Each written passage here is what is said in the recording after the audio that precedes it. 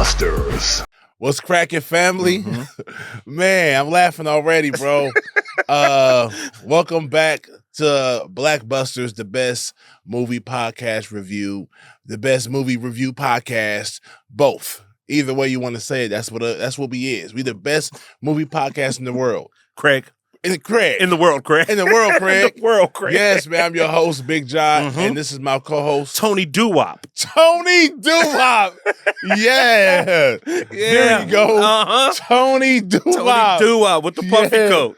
Yeah, with the puff coat and the heavy high Timbs. The heavy high Timbs. Or were the Timbs high or he was just super short? I think they were 3 sizes too big. Man. Those are some legit. It was like knee-high boots for him. Man, my nigga had knee-high. The precursor to the red boots that they wear. The red boots now. He had them back in 96, man. Those are some legit Timberlands. The Redwood Timberlands. We talking about, fire. We talking about Fredro Starr, and he was basically the lead in Sunset Park. Sunset Park. That's what we doing today. We busting down Sunset Park, excuse me. I'm tripping today. It's time to get live. It's time to represent Sunset Park. What time is it? Yeah. Yeah, man. Sunset Park was premiered in 96. 96. Main character actually was Rhea Perlman, and she played Phyllis Saroka. She was a gym teacher initially. Yeah. All right, so this movie is starring basically her and Fredro Starr from Onyx. You know what I'm saying? The legendary group Onyx. Yes. Yes, sir. Fredro Starr, man, who murdered. I think he did a great job. Yeah. You know what I'm saying? Because they asked him to do a lot. They asked him to do a lot, bro. Yeah. Come on. It's 96. They asked him to do a lot. They asked him to do a lot. So, and I feel like for someone that I'm sure wasn't in acting class at 10 years old. You know what I'm saying? But I'm sure he's been performing his whole life. Yeah. Hence he's a rapper. But this is Fredro Starr.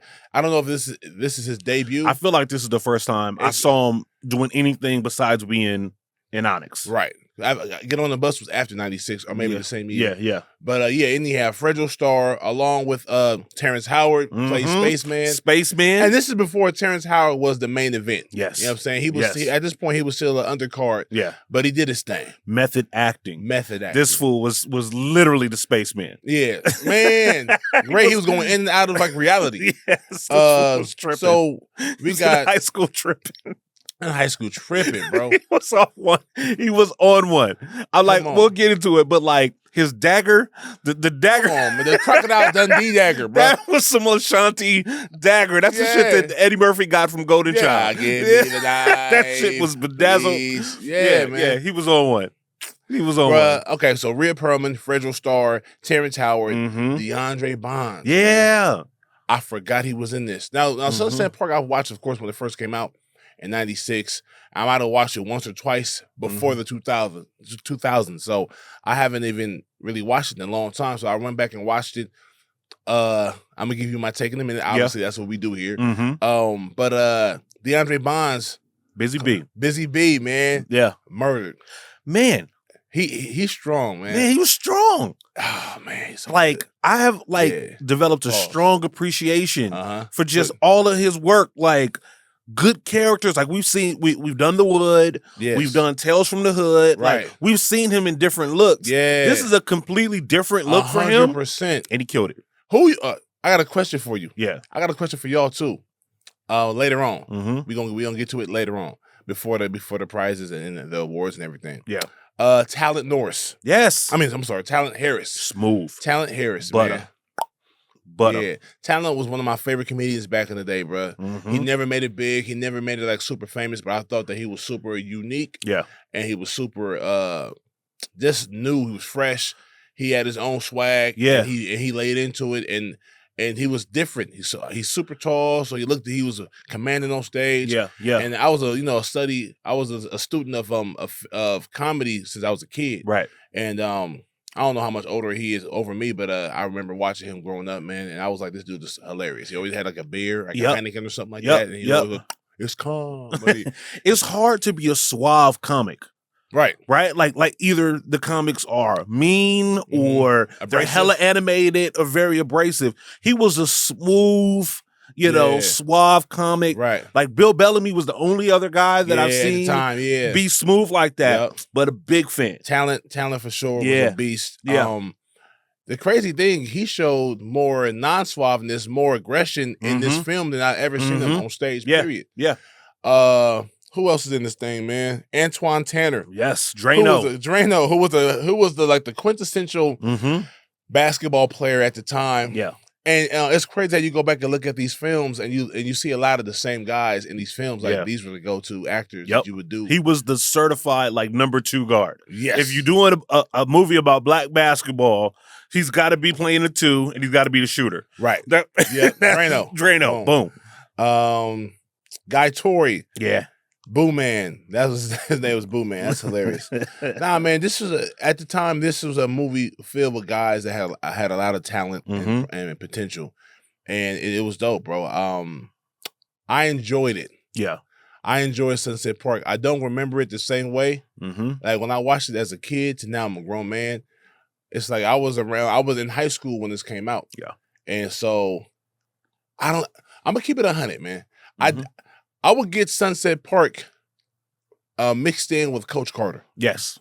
I knew when I think of Sunset Park, one thing that stood out in my mind was Terrence Howard playing Spaceman. Terrence Howard playing Spaceman, and he was super crazy. Weirdo dude.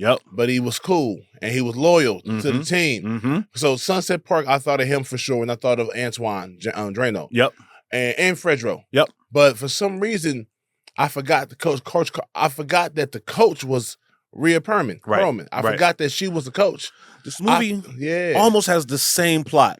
Like Coach Carter and Sunset Park are almost identical movies. Right? Troubled teen, bad record. And a bad record, messing up in the classroom, and the coach with a heart full of gold that cares. Right? Just two different styles in terms of who the coach was. Right. But the movies are almost identical. Right. Almost identical. And speaking of identical, I feel like Sunset Park is the new, won't say improved, but the new Wildcats. Yeah. 80s Wildcats with what's her name? Goldie Hawn. Yeah. Wesley Snipes. I normally don't like these type of movies, the white savior movies, right? Like Dangerous Minds. Was one. Freedom Riders. Yeah. But the air up there. Right. The air, right. Come on, but in this one, Rhea Perlman, felt she was endemic to the hood. She felt like a New Yorker. Yeah. She just felt like somebody. They saved her too. They saved her too. In a sense. Yeah. I think so. So what's interesting about her, I remember watching it and I remember thinking, I think this movie was originally written for a better looking woman. Right. Because no disrespect to you're beautiful in your own right. Yeah. You're New York beautiful. But I feel like the way they set up that she had just a gang of men that was just coming in and out of her life, that the bartender was flirting with her, she was flirting with the bartender. The cute goofy one homegirl was like, you've had more men in the last year than I had in the last 10 years. Yeah. You should be proud of yourself. I didn't get that line at first, but I guess she was saying you go through them. Right. I can't even get one or two. You got a dozen of them. It was like this movie, somebody else was cast in this film, and they backed out at the last minute. Right. And then it was like, okay, well let's let her rock it. It was probably supposed to be Julia Roberts. Somebody like that. Somebody a better looking, like Hilary Swank, right? Right. Somebody in that role, because the lines are treating her like she's a baddie, right? Treating her like she's a baddie.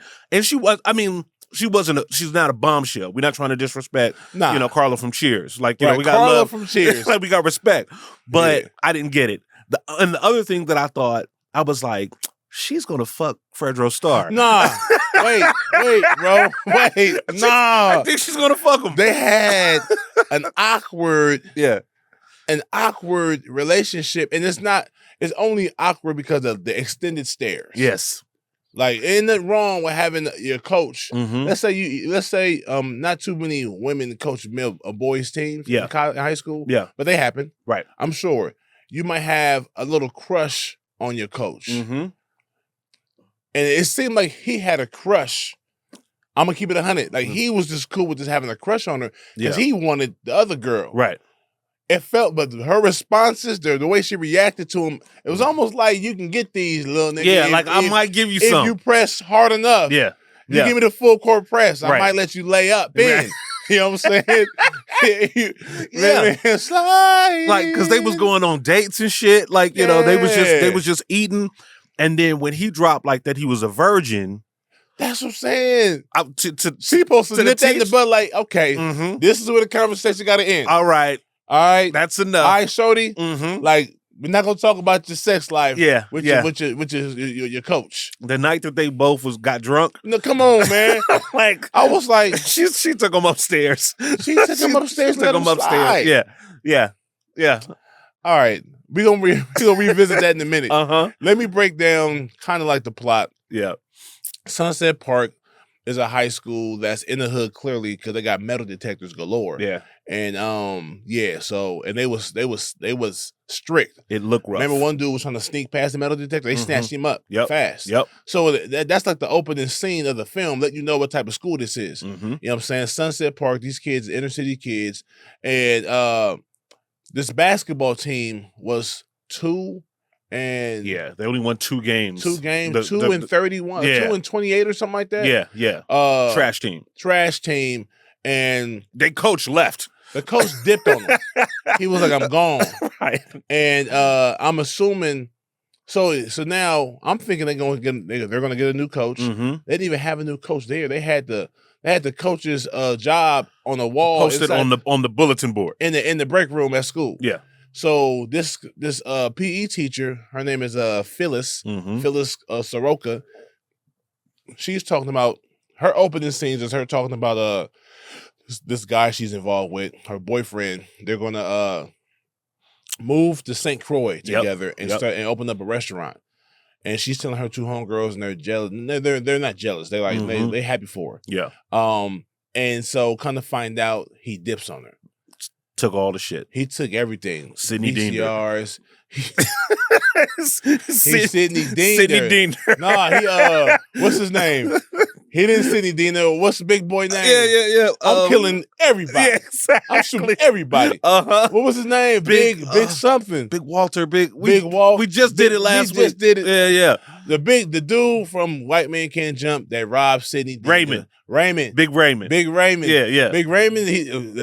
She got Big Raymond. She got Raymond. Yeah, she got Raymond, bro. She got home and half her house was gone. VCR TVs and stuff, all the little appliances was done. Was out. Was gone, and she ran outside thinking she got robbed. Had her neighbor call the police. They come in and do a police report, and she realized my stuff is in the closet, but his stuff gone. Yeah, and she like, this nigga dipped on me. Dang. So okay. So now her plans of moving to St. Croix and opening up this restaurant is kind of it's halted because she don't have all the money. They were going to do it together, right? So now she's like, damn, I'm not broke, but I can't do that. My plan is to move out the country and open up this restaurant in St. Croix. So she happens to be venting inside the break room at work, and she sees the listing for new basketball coach for Sunset Park and how much it costs, how much you make. And so I guess the price was kind of decent because it's hard coaching for Sunset Park. So they probably were like, well, shit, we're going to have to pay these people, pay a coach some bread to come do that. So she was like, cool. Give her enough of what she needed. I could do that. Yep. I can coach for the team. And she said eat peanut butter and jelly every night for months. Grind. Just and save every penny. Save every extra penny so she can make that money and save the money to go to St. Croix and open up this restaurant. That was her plan still. So thing is, she was a PE coach, but she knew nothing about basketball. Nothing about basketball. So she took the position and they gave it to her. That shows you what type of school it was. This is one of them hood schools that they don't really care. They don't care. Man. They do not care. She took the job. And it was rough at first. Talent, his name is Butter. Yeah. He was the center. He was the power forward center. I think, he was the tallest dude there. Yeah, he was like the Giannis of the team, right? Right. Could ball, but was hella selfish. A head case. Yes, absolutely. So, you know what I'm saying? And he didn't choose his shots right. We'll get to that in a minute. He could have been a way better. He was trying to play like he was Chris Webber. Yeah, exactly. You know what I'm saying? Because Chris Webber had game at first. Right. He always had game. Yeah. Let me not do that. My bad, Chris. You've been slowly secretly, not secretly, but on the subtle tip, you kill his career is amazing. Weber was his numbers are stupid. Yeah. So and every team he was on made the team better. Right. Absolutely. Sure. Yeah. Anyhow, back to Butter. He was like the catalyst. He was the big boy of the team, the showboat, and the ladies' man. Yeah. And but the captain of the team, the leader of the team, was a hothead named Shorty Doo-Wop. Shorty Doo-Wop. And the name tells you why. Yep. Shorty Doo-Wop. Little dude, Fredro Starr from Onyx played Shorty Doo-Wop. Yeah. And he was a team player, but he was a hothead. Hothead. Angry dude. Angry. Very, very aggressive dude. Yes. And he was the smallest dude on the team. He was smaller than Drano. Yep. And so that combination between him and Butter, they bumped heads so much because Butter was the big boy, showboat. The ladies loved him. Yep. And he used to always tease Shorty Doo-Wop for being a virgin. Yep. Not having no ladies. Not having no ladies. And being small. Right. And then the rest of the crew, like you got Busy B, who never got in the game. They never put him in. It was terrible. But it was energy. Yes. If you're a good coach, you know how to use a player like that. Exactly. Drano, who could shoot but was afraid to shoot. No confidence. And then they had Spaceman, who they just was like, don't ever let him play. Don't ever let him on the court. Right. He's a calamity waiting to happen. Yes. However, if you're a good coach and a good captain and a good playmaker, I'm a good teammate, you know how to use him in spurts. Yeah. Like you need that hard foul. Yeah. You need to disrupt somebody to play physical. Yeah. Right. Someone don't care about nothing. He ain't scared of nobody. He don't understand intimidation. Right. Spaceman was a different type of dude. Spaceman was a different dude. Like Spaceman probably was a crack baby, bro. Spaceman. He got really crack baby vibes. Yeah, he does. He was a regular dude at times. Yeah. He had feelings. Yeah. He could laugh and joke with the rest of them, but sometimes he was. Yeah. And they talked about how he smoked, like, to level. Everybody understood that he needs to level himself out. Right? Like he needs to. There's some shit going on with him. Yeah. Spaceman, you need him to be.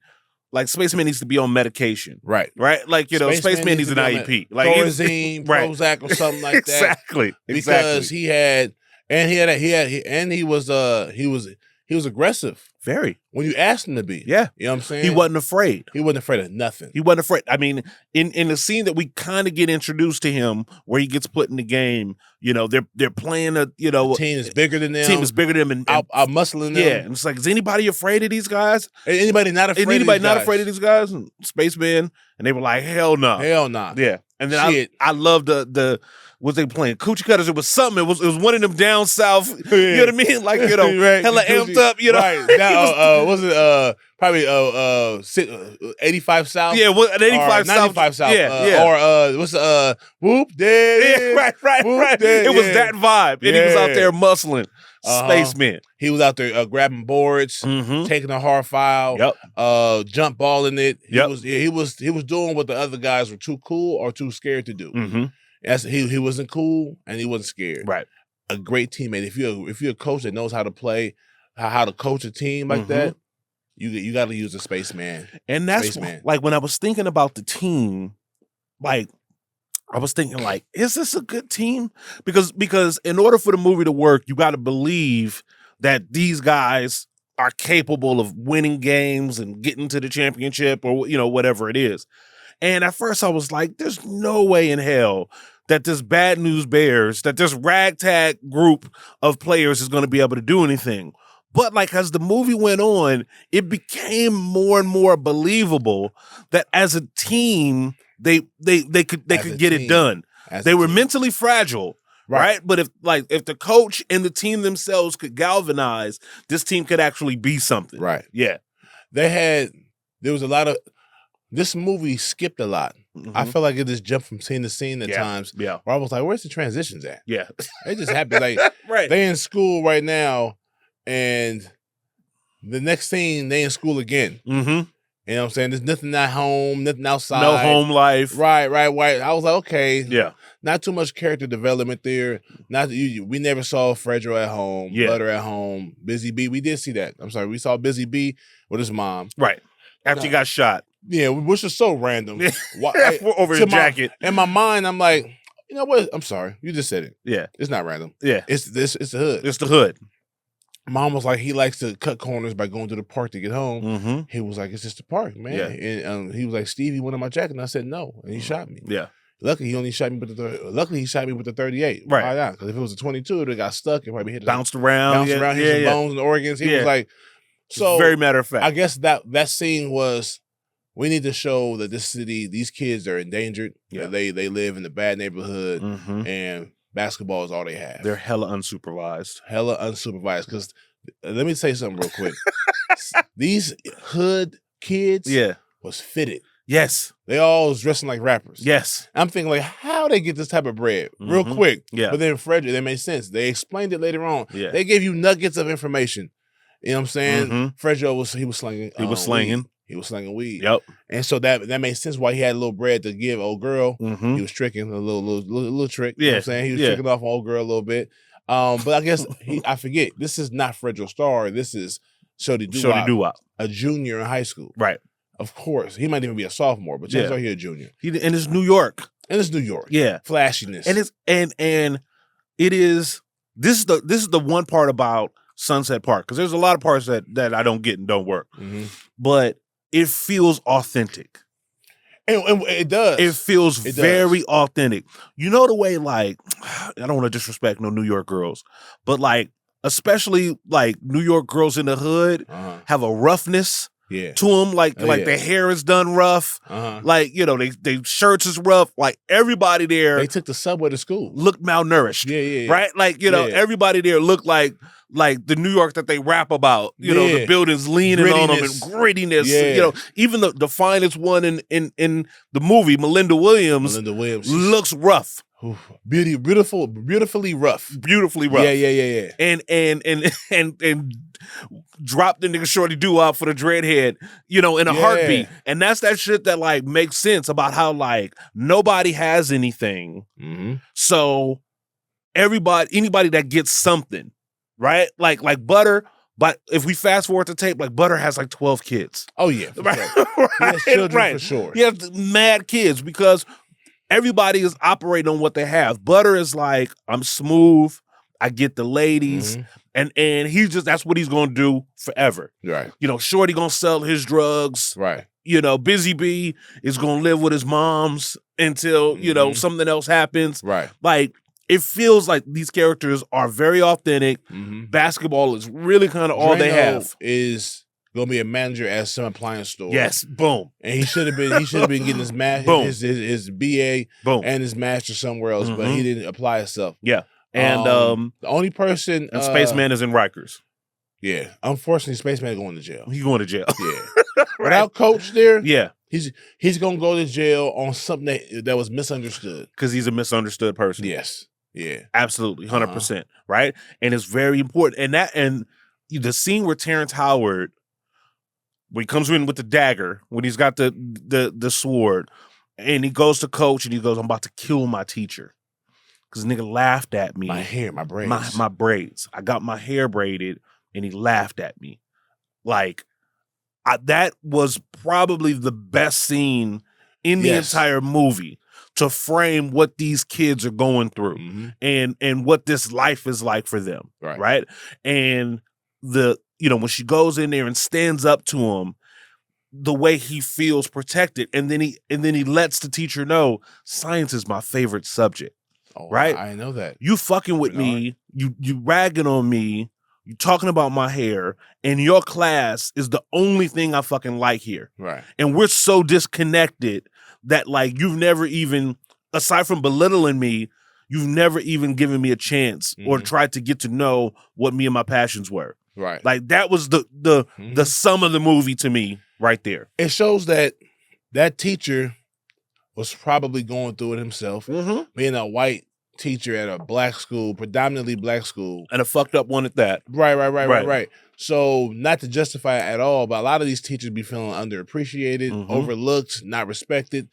So because even Coach Saroka, she was about to ignore Spaceman. Yeah. She was like, I ain't in the mood right now, not the time. Right. Because he's normally spaced out. He normally don't have nothing really real to say.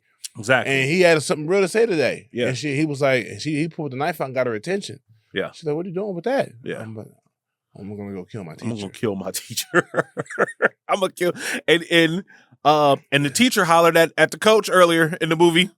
Don't miss that. Like he tried to get the draws. Everybody, that's what I'm saying. Everybody wanted to fuck the coach. Phyllis? Yeah. You want those buns, bro? Hey, maybe the word on the streets is that Phyllis is a freak. Right? Like, listen, man. Like, listen, I know she's short. You know, I know she got a little afro. You know what I mean? She ain't really got an afro. Yeah. I know she got her daddy's face. Yeah, she got her daddy's face. You know, she ain't really got a body. But she's a beast in the sack. You give her a couple margaritas from the local bar. She'll suck your dick. You sliding in that evening. Right. You know what I'm saying? On a Wednesday. Yeah. She'll let you stay in the house. Yeah. Maybe that's she'll let you move in. Yeah. And so, and we kind of get that later on in the movie, late in the movie, where her homegirl, the lawyer homegirl, gave her some real advice, some tough love that she didn't want to hear. Right. That was a dope scene in my opinion. Great and scene. We needed more of that. There were some times where I was like, okay, I mean, I'm entertained.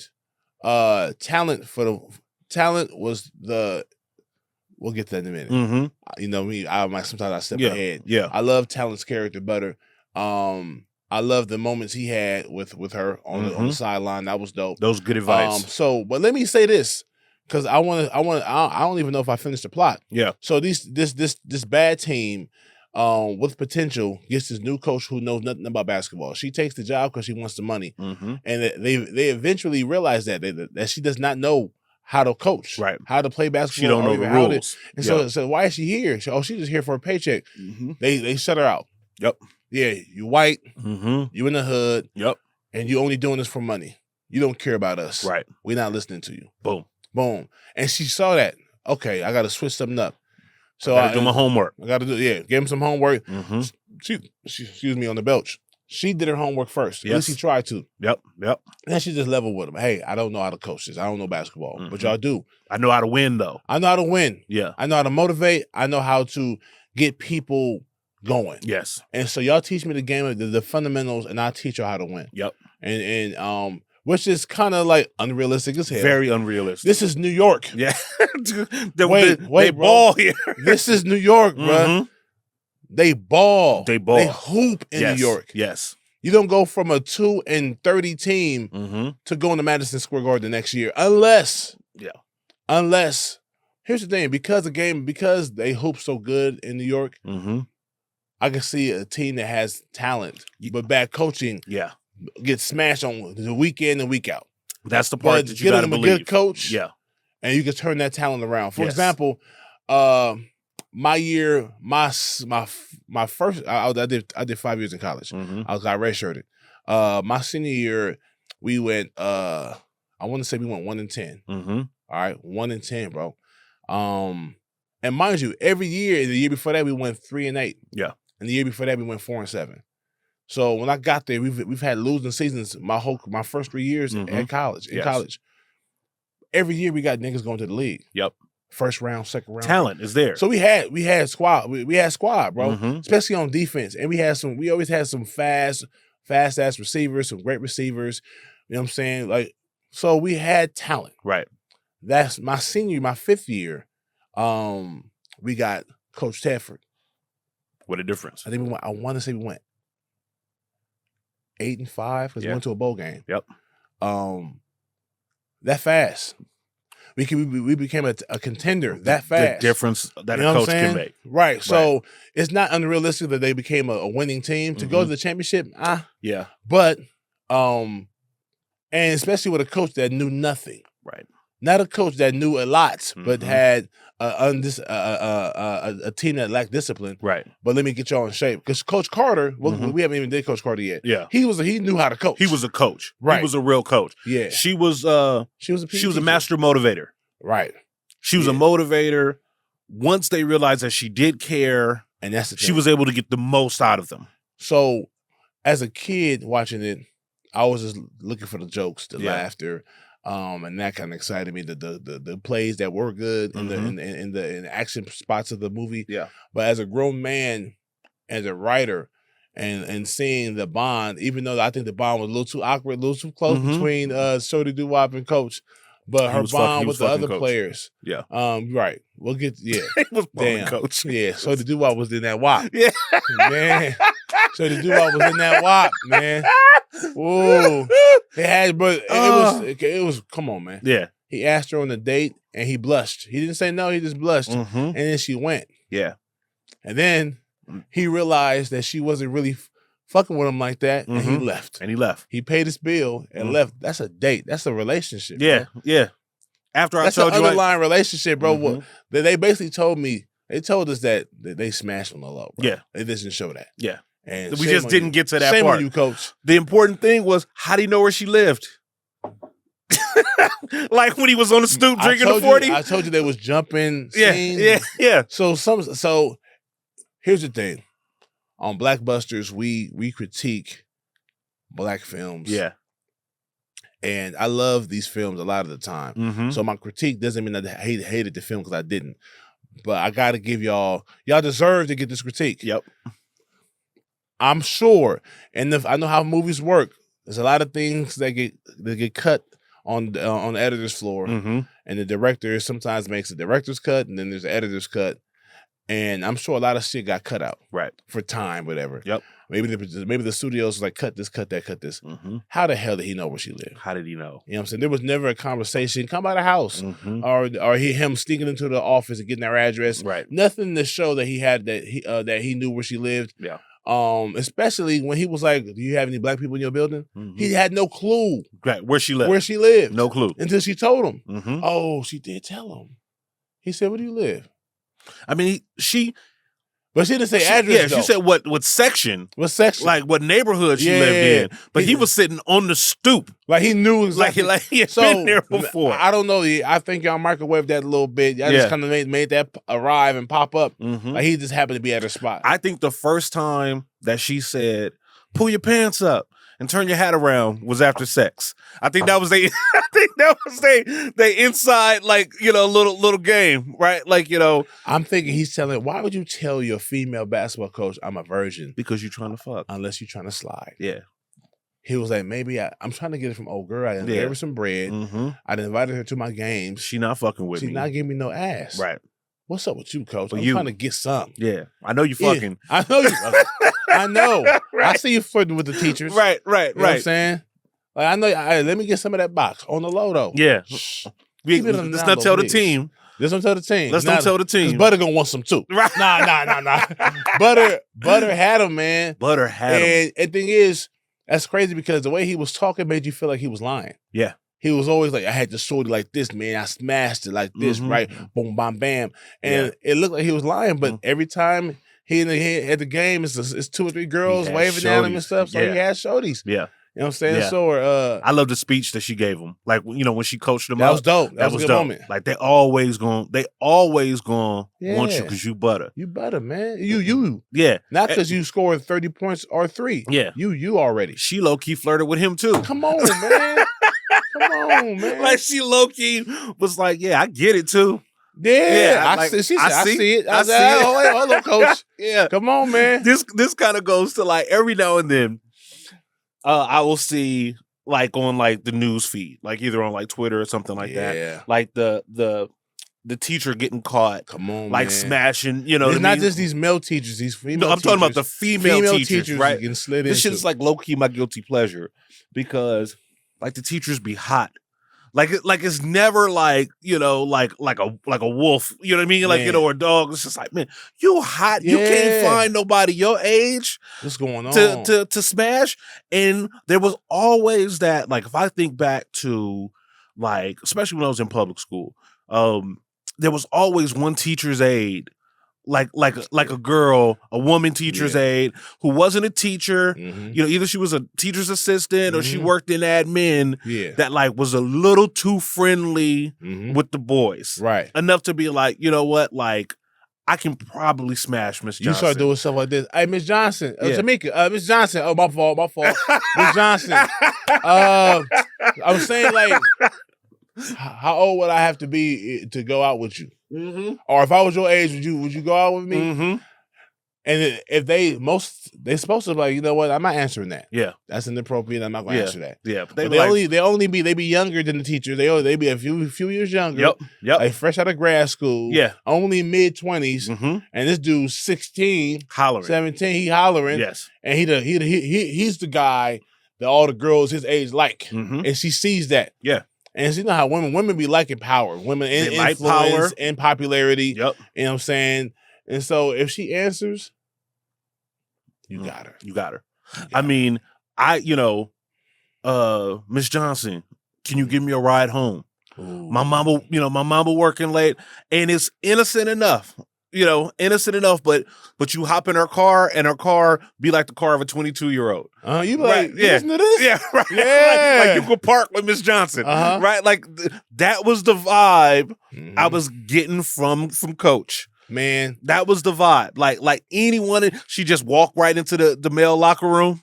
She was saying, "You Coming guys in, ready?" yeah. And she walk in. Come Come on. in. Right. You supposed to wait for them to respond. They never responded. Yeah. And she walked in. Walked right in. There was very predatory vibes from Coach. Yeah, bruh. Very predatory vibes. Yeah. And she said, she wanted a date with him. Mm-hmm. That was inappropriate, man. Especially after she called out, like, "Are you asking me on a date?"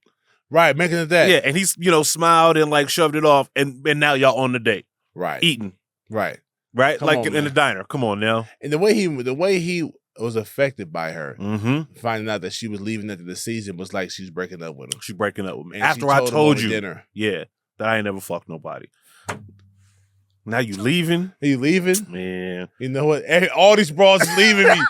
Man. I can't win. So they start getting better. Yeah. And you see them getting better. They start letting Busy B play after he got back from being shot. Yeah. And Busy B that's what he is. He's not a good basketball player. A lot of energy though. He's a lot of energy, and he's also a fearless one. Yep. And he had the hands. He was a thief. Yep. He had like 4-5 steals a game, it looked like. You know what I'm saying? And he was willing to spark. Unorthodox. He was playing in an unorthodox manner. Remember, he was dribbling in the fast break, and he bounced the ball high as hell, and then went way across the court, and he ran and caught the... You can't do no shit like that. Definitely against the rules. But it worked. But he was getting it. He got it. He was getting it. And then folks were like, okay, cool. Yeah. So Drano had a shot, but had no confidence. And you can see... Oh, let's talk about... Hold on, man, real quick. Let's do this. Because it's important that I say his name. Homie. Anthony C. Hall? Yes. Yeah. Anthony C. Hall was the best dude on the team. Best dude on the squad. For sure. Yeah. He looked like Michael Jordan, and he played like a watered-down Michael Jordan. Yeah. He was good. He was good. If you ever see him, you didn't really see him mess up that much. No. He was mad he wasn't getting the ball. He was solid. Crazy. Yep. He wasn't getting the ball enough. But he had bounce, pause. He could dunk. You know what I'm saying? He had defense. Right. But I think he lacked confidence too, because when the dude was a little bigger than him, he was getting shoved around. Yep. So they subbed him out and put Spaceman on dude. And Spaceman was rough dude. Spaceman was ready. You know what I'm saying? So that showed that, okay, you got to know how to rotate your team, rotate your bench. So she's learning on the fly. She's learning on the fly. Yeah. And so, but he was nice. So I could see they had at least 3 bigs. He was a big dude. He looked about. I mean, we don't know how tall he was in real life. He could have been 6'2". Right. But in the movie, he looked about 6'7". Yeah. Talent was about 6'8". And there's another dude who didn't really talk. He's about 6'8", 6'9". They had a little squad. You know what I'm saying? Right. And Fredro was Shorty Doo-Wop. He was a decent point guard. Seemed to have the handles. He was yep. Yeah, seemed to have the handles. He passed good. Yeah. You know what I'm saying? Played hard. You could tell he played hard. But him and Butter are very similar head cases. When Butter trying to show out, he's doing dumb shit. There should be there should have been a rule like no women allowed in the gym. Right. Because these guys don't play well. When a chick was in the stands, yes.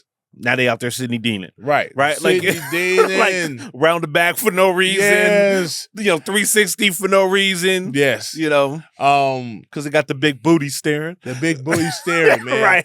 Right. Man, and so Butter had potential. Butter's the type of guy that gets his act right, gets his act together, and goes to school and eventually gets his classes right, and he'll do like a D2 school. Yeah. You know what I'm saying? Yeah. He was like a poor man Paul Pierce. But they said this is the one thing they said, he was a sophomore. So he had so much room to get better. That man was a grown-ass man. Yeah, he was. And talent looked young. Right. He looked young. He looked about between 23 and 26. Yeah. But he was playing a 16-year-old because he was in the 10th grade. Yeah, that part was... But they did say he was 30 years old in the 10th grade. Yeah, he got held back a couple of times. Yeah. And I know out there in the East Coast, Midwest, there's a lot of prep schools and stuff like that. It's normal for kids to be 17, a little bit older, 18, 19, maybe in the junior year in high school. Yeah, in high school. So maybe that's what it was. Hence, he was very immature. You know what I'm saying? So they got I wish they would have did more with explaining or showing how Drano got his confidence. He all of a sudden start shooting. All of a sudden he starts shooting. And for a spaceman to be that trash, he's 100% from the free throw. Right. With the weirdest free throw. He drained his eyes. He drained both of them. Right. The first one was okay. The second one was even better. Yeah. Yeah. For him to be that trash. Yeah. He played great defense. Yeah. And he was 100% from the free throw line. Yeah. Come on now. So and then the one guy, Busy B had defense. Yeah. Like they had a good team. The one part that was kind of like funny is how homie knew exactly what his percentage was from the line. Right? Like he shoots 45% from the line. It's very 25. Yeah, that's a very specific number, guy. Like, you know, to know that his percentage was a little wonky. He could have been like, yeah, he ain't gonna make these shits. Like he don't make. He seldom makes anything. But to be like, it's a certain percentage, right? So they go on the winning streak, right? Like they're playing well. They went 0-1, then went 1-1, and then went 2-1. Then they just kept rolling. Yeah, they kept rolling. Became a good thing. What I like about it is that normally in these movies, the teacher whips the team into shape. Right. It doesn't really happen. Like they never fully listen to everything that she says. Right. Like they're still very much defiant. Yeah. She gave them the homework about the quotes, come back with a quote. They wasn't doing that. Right. Like, so that part was believable that like these guys didn't fall all the way under. She didn't crack the whip that much. Yeah. She did eventually with the drills. The wall sits. Yeah. But it took her a minute to get there. She had to realize, okay, they're not listening to me, so let me find another way. Yeah. The poem or the quotes, and then at first she said, "No quotes, y'all don't play." They still played. Yeah, she said, "Okay." When she jumped the gun, come back. Okay, no quotes. We doing practices like this every day now. Right. She was figuring it out. Yeah. So like their run as a team, we talked about.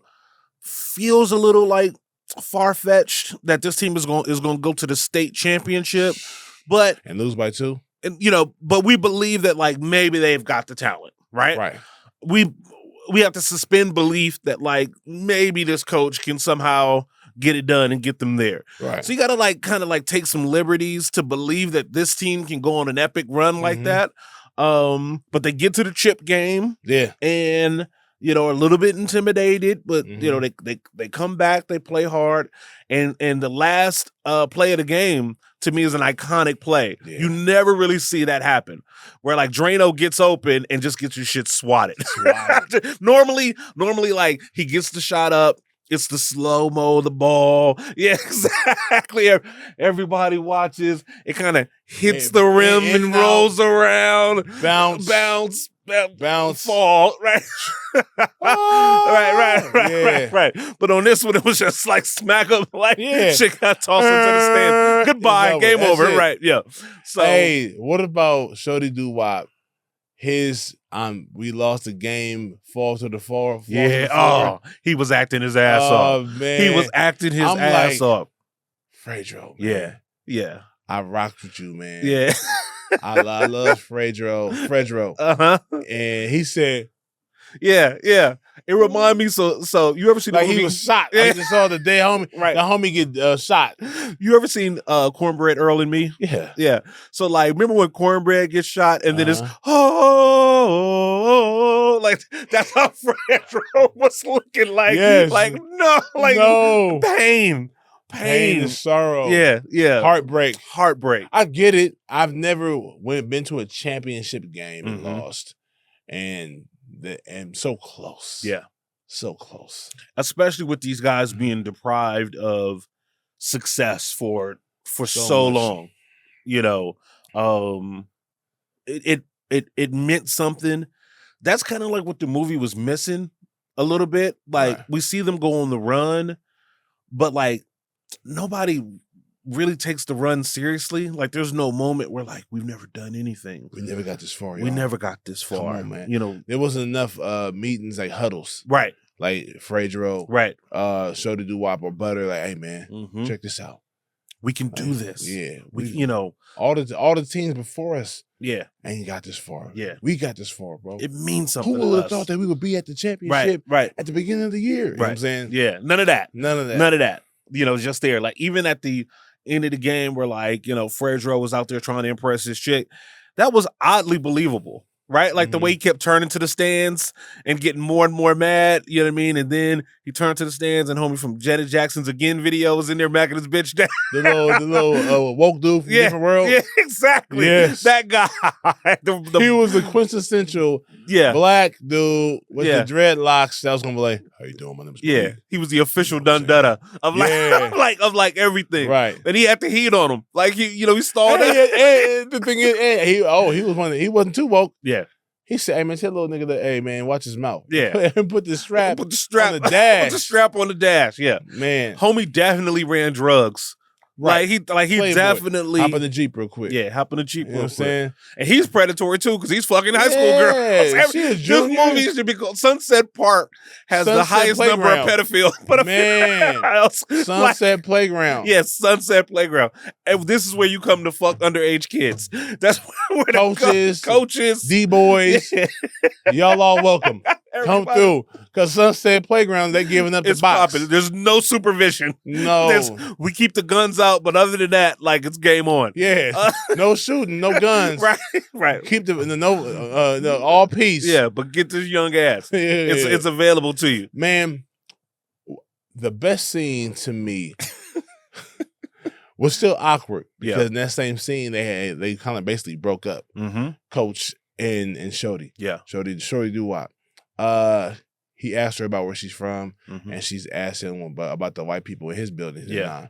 And then he was basically talking about he said this is a guy in my building named Mr. Such and Such, another guy named Mr. Such and Such. Yeah. And he said this guy worked for let's say he worked for the Metro line or whatever. He worked for the Metro line, and every day he went to work.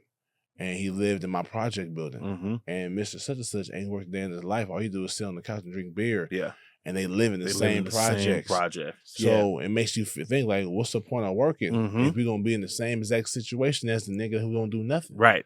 Great line. I said, ooh, this scene is great heavy. Line. Yeah. And that to me made up for a lot of things. Yeah. I joked around about how the movie just jumped around like different scenes. Yeah. But that scene made Sunset Park, in my opinion, that moment was like a higher learning moment. Yeah. Where Mr. Williams was talking to Malik. Not Mr.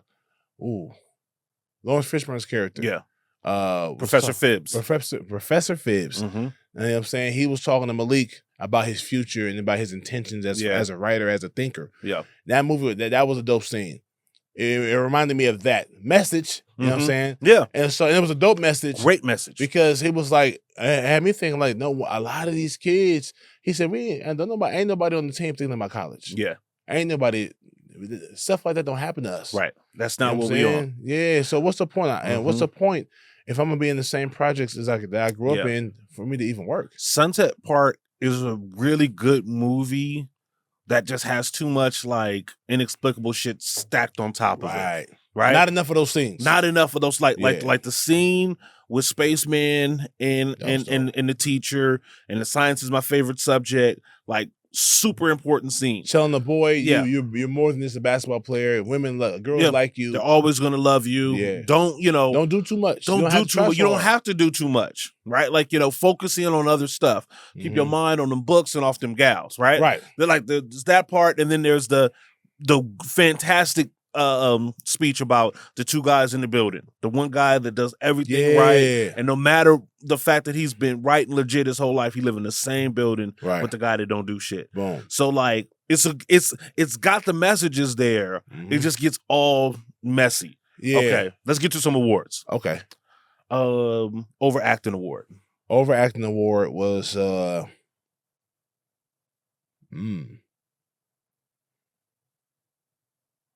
sometimes Shorty, man. Yeah, it was Shorty. I'm so okay with that. Yeah. He's probably the only one outside of him and Talent. But Talent's a comedian. Well, they both performers. Yeah. So, but Talent did his thing. But Fredro. Yeah.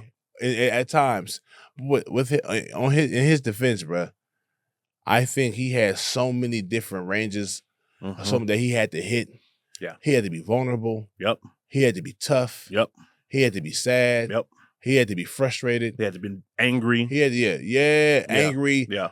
Like, so that scene where we turned on this team, that reminded me of so many dudes I knew I grew up with that didn't have a family or didn't have a strong family hold, who didn't have a father figure. When he found out that she was leaving, his whole attitude changed. Yeah. He said, fuck it. He said, F everything, man. I'm used to F that. the coach. Yep. F my homeboys, my F teammates. team. And he was such a team player. He was such a good friend. You know what I'm saying? At the end of the day, nigga, I put 2 on all y'all niggas. Right. Ain't nobody in here I'm scared of. They came out of So nowhere. true. So true. It was like, whoa. Yeah. And even Talent, I forgot which one said that. They was like, bro, what are you doing, man? Yeah. Why are you talking to us like this? Right. And Spaceman was like, bro, I'll kill you, bro. Yeah. You know what I'm saying? And that's what I'm saying. Spaceman turned up. Yes. You know what I'm saying? Yep. And so they was like, man, and then instead of seeing the pain that he was going through, she added fuel to the fire by kicking him off the team, and you're no longer welcome here and all that. Yeah. Yeah, but He was wilding. He was wilding. He was wilding. And she couldn't see that she was a part of that. Right. She shouldn't have told that nigga that she was leaving. Yeah. And if she was gonna leave, Pillow and talking. tell him right? Pillow talk. You gotta especially after you gave me the buns. You gotta tell them you leaving before the season is over. Before they in the playoffs. This movie would make more sense if they just gave us the scene where they smashed. Right? Like everything would make a little bit more sense. I would hate the movie if I saw it, but I get it. Right? Like it would make more sense. The thing is that Fredro Starr, his default setting is like level 8 or 9 energy wise. Right. Right? He's just always he's up flex. He's just always tense.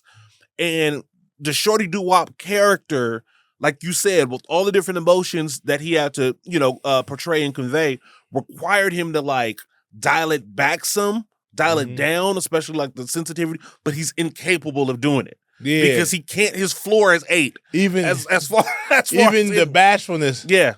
Yeah. It's right. He was bad. He was blushing. He was blushing. A thug blush. Thug tears. Thug blush. Nigga. A thug blush. A thug blush. It was a thug blush. That's so funny, John. Like that's exactly right. Got a secret too. I got a secret. Yeah. I'm a virgin. Yeah. Thug blush. A thug blush. Oh my God. And she, bro. Yeah. If I was a teacher, and I was a teacher. I was a teacher for 4 years. If I was teaching high school. If one of my teenage students, a lot of the girls would like me and stuff like that. Yep. Little crushes and stuff like that. But if one of the girls says something like that to me, I'm not gonna be like, oh really? It's okay. I know there's a lot of guys out there, a lot of boys out there that like you. Right. I'm like, baby girl, this ain't that. You can't have this conversation. We can't talk like that. Yeah. You can't tell me those type of things. Yep. All right. Yep. You know what I'm saying? So what the fuck was he thinking, bro? Yeah. Nip that in the butt. Because she was a hoe. Like we don't want man. to admit it, but Coach was a Her hoe. homegirl even said it. You a hoe. She was like, "You sleeping with the guy on the first night, and you just bring this guy into your house." And he said, "You don't think I beat myself up enough about it?" She's a hoe. She was like, "No, you don't, because you keep doing the same shit. You got too close to this." And she was, I'm thinking that the lawyer chick was like, "You got too close to this dude. That's the mistake. He's a kid." She was like, "But okay, you messed up already. Yeah, you messed up again by throwing them away. Right. You can't get too close to this inner city kid that don't have a foundation at the crib probably, and then throw him away when he's not who you thought he was supposed to be after you fucked him." Oh, Tom, right? Like, Tom, see how the movie makes sense? Tom, we had that Sunset we had that Park. piece, right? That's the nigga. That sounds like a love novel. Yeah. Sunset Park. Sunset Park, nigga. Because, like only a woman would get on stand and lie.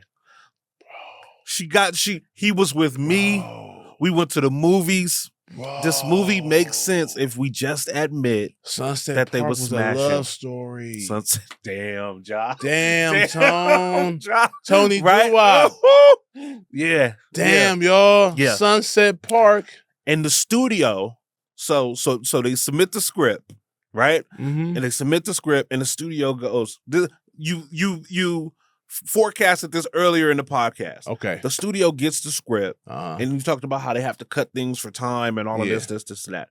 And the studio sees the part about the two men in the same building, and the science is my favorite subject, and the team comes around, and the stuff with butter and all of that, and they're like, okay, this is a good movie. We're gonna greenlight it, but you have to remove the scene where Coach and Shorty doo-wop smash. You can't do that. we can't do that. We can't. The rest of it, keep the other stuff as innuendos. We get it, but we can't have a love scene. We can't have direct. You know what I mean? Right. Statutory rape. We can't in the film. Nah. And so they were like, okay, we take it out. And now, like, the one thing that makes the most sense is out. Right. Right. So instead of Julia Roberts, she read this script, was like, yeah, it's a good script, but I'm not going to smash a teenage kid on camera. Yeah. No. Okay, let's get Carla from Cheers. She'll do it. Right. You know what I'm saying? Right. She'll do it. Right. And that's what happened. Dang. That's because that's the only thing that there's two things that make this movie make more sense. Originally a hotter leading actress was supposed to have that role because that's the only reason why everybody wants to fuck Carla, right? Like everybody, the coach, the other teachers, even the bartender. Yeah, the bartender was leaning in on her, like, yo, right? Yeah. So a hotter babe was supposed to be the main. Her friends envy her. Her friends envy her, her sex life, right? Like and that Shorty doo-wop and Carla smash. Because again, how did he know where she lived? And why was he drunk going over there? This is another fantastic point. Hey, real quick, let me talk about when he was like, she gonna let me back on the team. Yeah. And she tried to yoke him. Yeah. She tried to snatch him up and she failed. They both failed. Yeah. That was hilarious, nigga. Exactly. And that sounds like some relationship shit. That's what he says something to trigger and she go to try to choke him out and shit. And they went upstairs, right? Like, did it cut before they walked upstairs? Yeah, here's the thing. The same thing happens in most love scenes where he was like, Love Jones, he was by his motorcycle. She was at the door. He was like, hey, I want to come up and get a cup of coffee. Yeah. And she turned around and said, right. And ignored him and just walked in the door. Yep. And left the door unlocked. All the nightcap scenes where you walk a girl to her car or to her door, and you stay out there with the humble face. Nightcap. Maybe we can go upstairs and talk. Yeah, Yeah. But instead of that, they replaced that line. Can I come up and have some coffee, or can I use the restroom? Yeah. All he asked was, "So can I get back on the team?" Yeah. On her team, bro. Boom. She didn't answer that. She just turned around. Next thing you know, he on the team again. Because he smashed. He smashed. Man. And he's starting. And he's on the lineup. He back in the lineup, man. Pull your pants up. Yeah, pull your pants up. Turn your hat around. Turn your hat around. Yeah. Man, one more thing before before we get to the rest of the awards. No. Keep going. LVP.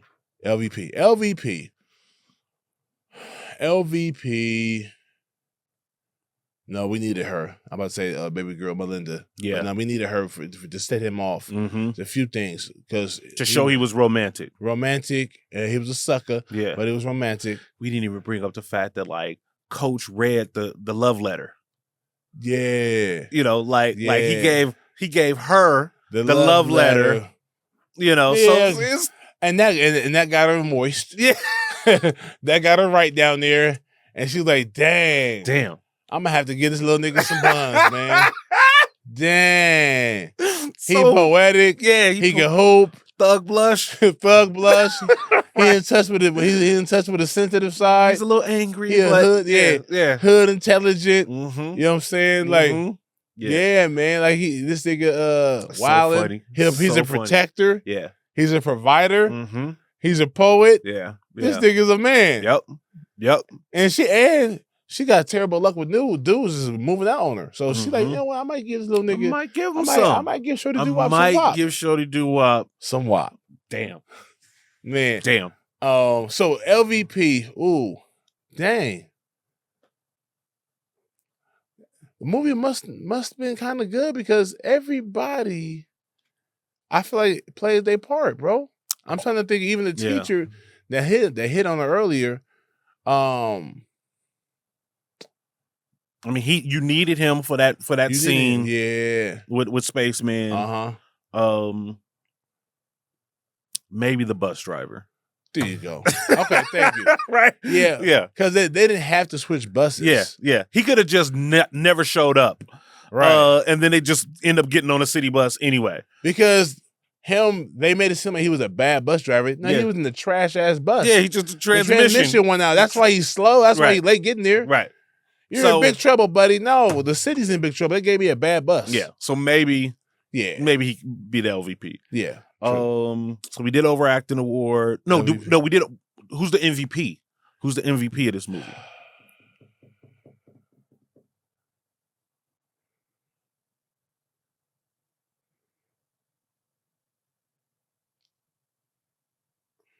Damn. I want to say it's between Butter or Busy Bee. Busy Bee is a stretch. I get it. It's a reach. Yeah. But one thing, when Busy Bee got in the game, he balled. Yeah. I would say that it wasn't him. Their first game was won because I think Spaceman got in. And disrupted the offense. Disrupted everything. And they was all disheveled. Yeah. Yep. And so at that point, that's what, and he kind of sparked them. So maybe not Busy Bee. Yeah. I think it's Shorty. You think it's Shorty? He's the main guy. So I get that. If Shorty doesn't have the relationship that he has with Coach doesn't get her shit together. Right? He said if he know how to play coach, you don't know how to coach basketball, you shouldn't have said that. You shouldn't have been here. You shouldn't have been here. You shouldn't have took the job. Shorty also postpones getting that workout in the streets to have the little meeting with her. You know what I mean? I'm talking about Coach for a little bit. Yeah. So he had 5 goons in the hallway. Goons was ready. Yeah. they was ready. Hey, let's go goon, my nigga. Let's go goon. You know, so he is helping her along. He's the reason why Butter was gonna let himself be coached by the lady coach. Yes. At first he was like, nah, I'm not getting coached by no lady coach, bro. Yeah. I'm not playing for the lady coach. Yeah. I think ultimately, yeah, you're right. I was trying to go against the obvious this particular time, and try to, because there were so many good characters in this film. Yeah. So I was trying to see if I could give it to somebody else, but nah, it's him. Yeah. It's Shorty Doo-Wop. Last one. So predictions. What happens the next school year? That's Sunset next school Park. year, if she's staying next school year, they win. Yeah. They win, bro. They go all the way. They're gonna lose 3 games, maybe even 4. Because they're still they're gonna be so successful. And so they're still hood niggas, and they're gonna lose focus a couple times, and she's gonna whip them back in the shell. What are y'all doing, man? Yeah. Y'all playing like individuals again. Go back to the basics. Go back to how y'all used to play. Go back to last year. You know what I'm saying? I think they're trash the next year. How? Okay, and here's why. Because they all juniors and sophomores. And things fall apart in the summer. Right? Dang. Like, so think about it. New York ain't gonna stop New Yorking. New York's going to always New York. Right? Like New York is always going to New York. Right. So from the spring semester through the summer to the fall, these guys come back fundamentally different. Shorty might not even be in school no more. You think he'll give it up? It's New York. It's like you're like, such a dark.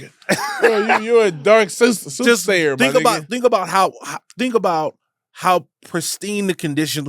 This is assuming we're assuming that they go through a regular New York summer without things being changed for them in an environment that we know is very hostile. He might be in Rikers because that nigga's coming back for the get back. The nigga he shot at that missed. Mm-hmm.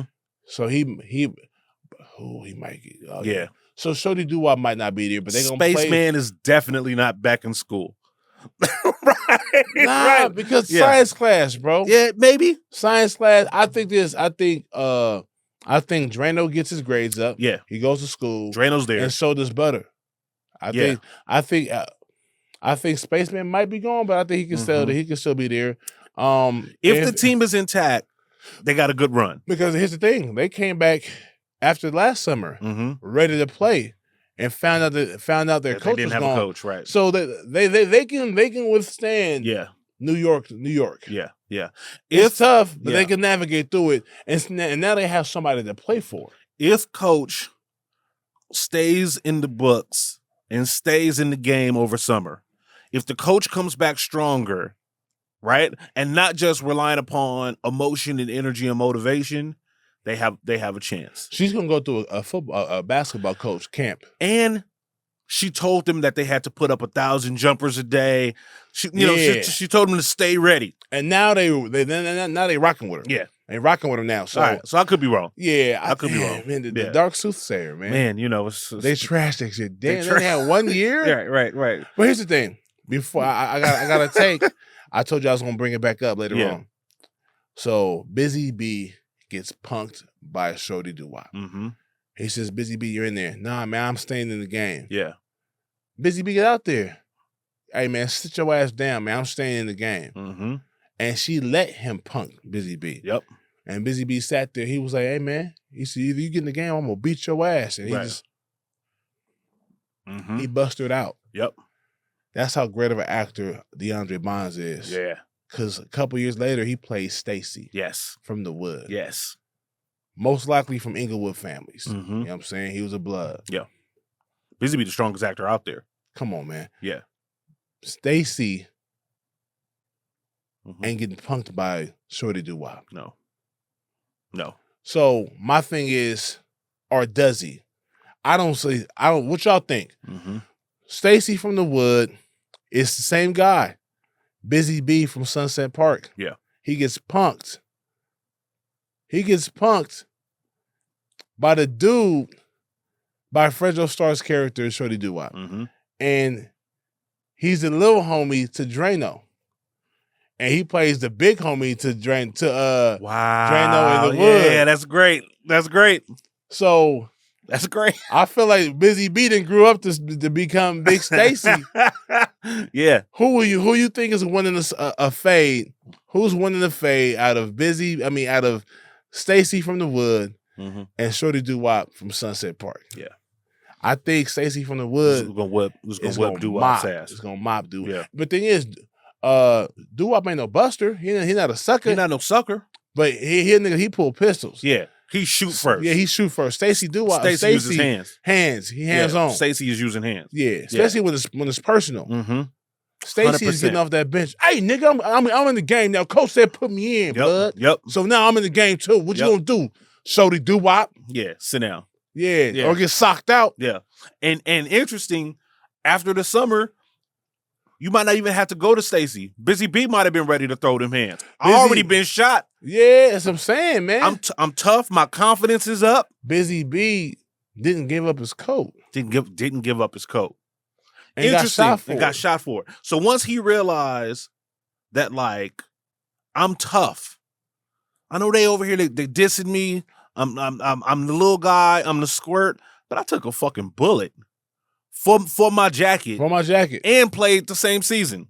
And came back and played. And balled out. Yeah. On top of that, I'm taking the shortcut home through the park and I ain't supposed to. Yeah.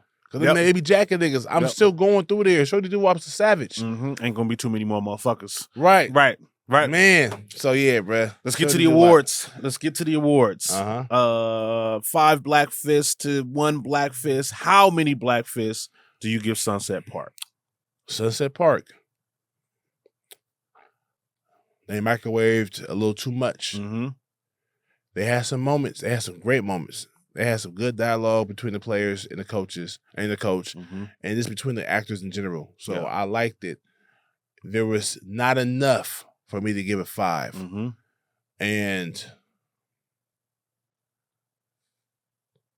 I wish I'm gonna give it 3.5. Okay. A sturdy 3, man. I liked it. I enjoyed it. I watched it. I like saying a lot of these actors are bigger now. Yep. I like saying that this is back when they were coming up. I enjoyed seeing it. Decent story. The PE coach that knew nothing about basketball is crazy. Why is she even a PE coach if she knows nothing about the sport? Right. Not even the rules. Not even the rule. You shouldn't even be a PE coach if you don't even know the rules. I've never been a basketball player. I didn't play basketball in high school or middle school, nothing like that. I'm a football dude and a track guy. But I know the sport. Right. If I had to take over for a high school team, if the team was terrible ahead of time, I can get them to not be terrible. You know what a foul is. I know what a foul is. Right. You know what I'm saying? I know how to run drills. Or what I would do is hire bring a homie in. Yeah. Bring somebody else that help knows. Me out. Yeah. On top of that, I know how to lead. Which was her argument that I know how to lead. But initially she wasn't. She was like, foul. Yeah. Yeah, anyhow. Yeah. She wasn't taking it serious. True. And for them to go from that to losing by 1 point in the finals. Yeah. So far-fetched, but it was entertaining. Yeah. Yeah. Wasn't super funny. I know it was supposed to be like a comedy drama or whatever. I enjoyed the film. I'm glad I watched it. Yeah. And if y'all haven't seen it, y'all should watch it too, for sure. If you haven't seen it in a while, go watch it. Sunset Park. It was good, but I give it a 3.5. I give it a 2. Ooh. I give it a 2. Damn, below average. Yeah, below average. I think it's below average. Okay. This podcast was very more entertaining than the movie to me. Talking about it or whatever. We just kind of talked about just the holes. Right? Like, like there's just too many holes. Now, I'm not saying it's a bad movie, right? I'm not saying it's a bad movie. Gave it but it's a 2. It's a 2 because there's not enough there. It's like 39%. Yes, it's like Spaceman's free throw percentage, right? Like there are certain parts that I like, right? Like I like very specific scenes. But there's a lot of it that's just like, this doesn't make any sense, right? And it forces me to believe too much as possible. I think that there's a good movie in there somewhere, right?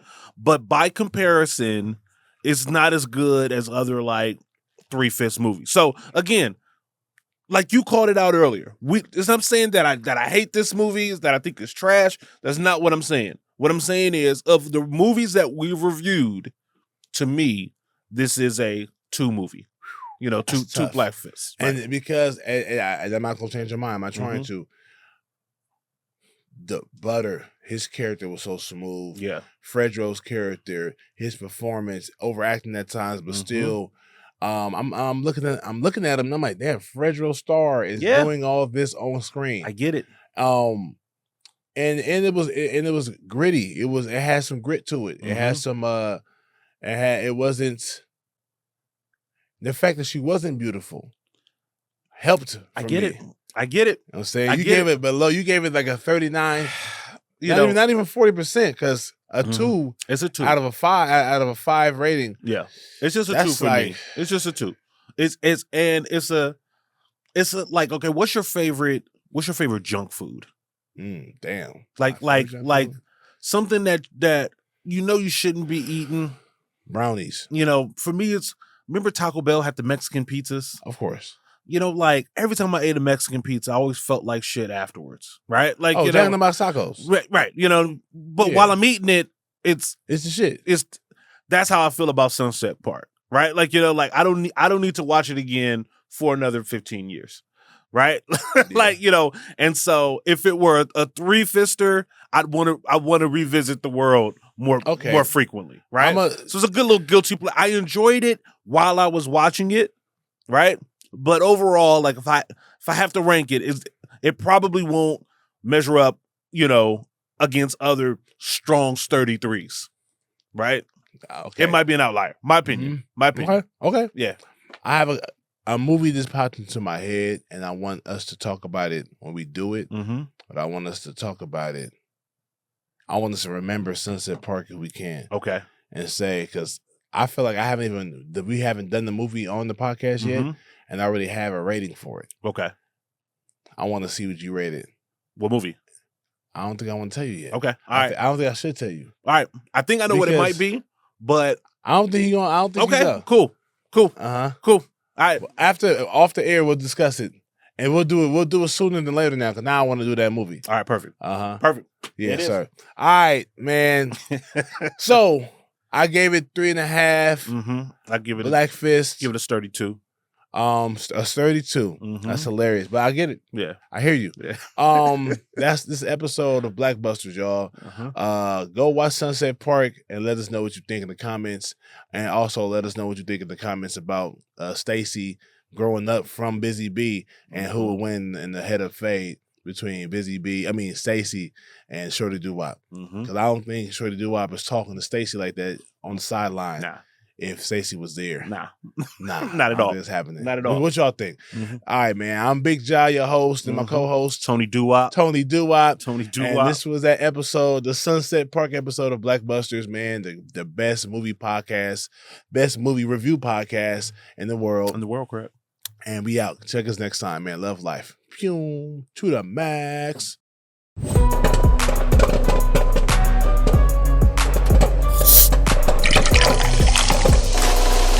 BlackBusters.